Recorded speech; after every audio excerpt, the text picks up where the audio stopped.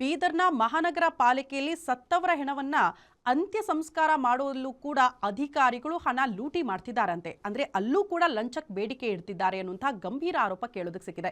ಈ ಕುರಿತು ಒಂದು ವರದಿ ಇದೆ, ಬನ್ನಿ ನೋಡ್ಕೊಂಡು ಬರೋಣ.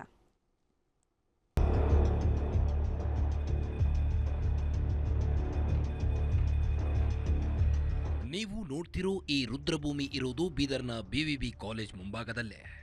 ಇದೇ ಸ್ಮಶಾನದಲ್ಲಿ ಯಂತ್ರದ ಹೆಸರಲ್ಲಿ ಭಾರಿ ಗೋಲ್ಮಾಲ್ ನಡೆದಿದೆ. ಹಿಂದಿನ ಸರ್ಕಾರ ಬೀದರ್ಗೆ ವಿದ್ಯುತ್ ಚಾಲಿತ ಶವ ಸುಡುವ ಯಂತ್ರಕ್ಕಾಗಿ 1 ಕೋಟಿ ರೂಪಾಯಿ ಮಂಜೂರು ಮಾಡಿತ್ತು. ಆದರೆ ಇಲ್ಲಿ ಯಾವುದೇ ತರಹದ ವಿದ್ಯುತ್ ಚಾಲಿತ ಶವ ಸಂಸ್ಕಾರ ಮಾಡುವ ಯಂತ್ರ ಅಳವಡಿಸದೆ ಶವ ಸುಡುವ ಯಂತ್ರದ ಹೆಸರಿನಲ್ಲಿ ಲಕ್ಷ ಲಪಟಾಯಿಸಿದ್ದಾರೆ ಅಂತ ಗಂಭೀರ ಆರೋಪಿಸಲಾಗಿದೆ.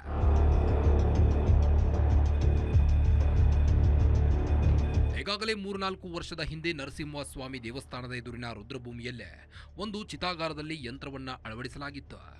ಆದರೆ ಬಿವಿಬಿ ಕಾಲೇಜಿನ ಎದುರುಗಡೆ ಇರೋ ಸ್ಮಶಾನ ಭೂಮಿಯಲ್ಲಿ ಯಂತ್ರವೇ ಇಲ್ಲದೆ ಶವಗಳನ್ನು ಕಟ್ಟಿಗೆಯಲ್ಲೇ ಸುಡಲಾಗುತ್ತಿದೆ. ಈ ಬಗ್ಗೆ ಅಧಿಕಾರಿಗಳಿಗೆ ಪ್ರಶ್ನಿಸಿದರೆ ಗೋಡೌನ್ನಲ್ಲಿ ಇದೆ ಎಂದು ಹೇಳಿದ್ದಾರೆ.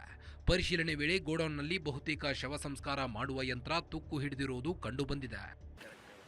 ಯಾವ 50 ಲಕ್ಷ ರೂಪಾಯಿ ನೀವು ತಿಂದಿರಿ ಈ ಗ್ರೇವೇಡ್ ಹೆಸರು ಮೇಲೆ, ಈ ಗ್ರೇವೇಡ್ ಪರಿಸ್ಥಿತಿ ಏನದ ಅನ್ನೋಂಥದ್ದು ಇವತ್ತು ಬೀದರ್ ಎಲ್ಲ ಮಹಾಜನತೆಗಳು ನೋಡಬೇಕು. ಇವರಿಗೇನು 20 ವರ್ಷ 25 ವರ್ಷ 4 ಸರಿ 3 ಸರಿ ಶಾಸಕ ಮಾಡತ್ತೀರಿ, ನಿಮ್ಮೆಲ್ಲ ಮತಗಳು ಹಾಕಿ ಎಲ್ಲರೂ ಶಾಸಕ ಮಾಡತ್ತೀರಿ. ಅವರು ನಮ್ಮ ಬೀದರ್ ನಗರಕ್ಕೆ ಯಾವ ಮಟ್ಟಿಗೆ ತಂದು ನಿಂದಿರ್ಸ್ಯಾರ, ದುಡ್ಡು ಹೊಡೆಯೋದ್ರಾಗ ಎಷ್ಟು ನಿಪುಣರ, 50 ಲಕ್ಷ ರೂಪಾಯಿ ಎಲ್ಲಿಗೆ ಹೋಯ್ತು ಅನ್ನುವಂಥದ್ದು ಇವತ್ತು ಈ ದಾಖಲೆದಲ್ಲಿ ಚೆಕ್ ತೊಗೊಂಡಂಥ 50 ಲಕ್ಷ ರೂಪಾಯಿ ಎಲ್ಲಿ ಹೋಯ್ತು ಅನ್ನುವಂಥ ಸ್ಪಷ್ಟೀಕರಣ ಸಾಧ್ಯವಾದರೆ ರಹೀಮ್ ಖಾನ್ ಅವರು 2 ದಿವಸದಾಗ ಕೊಡಬೇಕು. ಒಟ್ನಲ್ಲಿ ಪೌರಾಡಳಿತ ಸಚಿವರ ತವರಿನಲ್ಲೇ ಶವ ಸುಡುವ ಯಂತ್ರದ ಹೆಸರಿನಲ್ಲೂ ಲಕ್ಷ ಹಣ ಲೂಟಿ ನಡೆದಿರೋದು ಆರೋಪ ಕೇಳಿ ಬಂದಿರುವುದು ಮಾತ್ರ ದುರಂತವೇ ಸರಿ. Shivaiah Mathapati, guarantee news.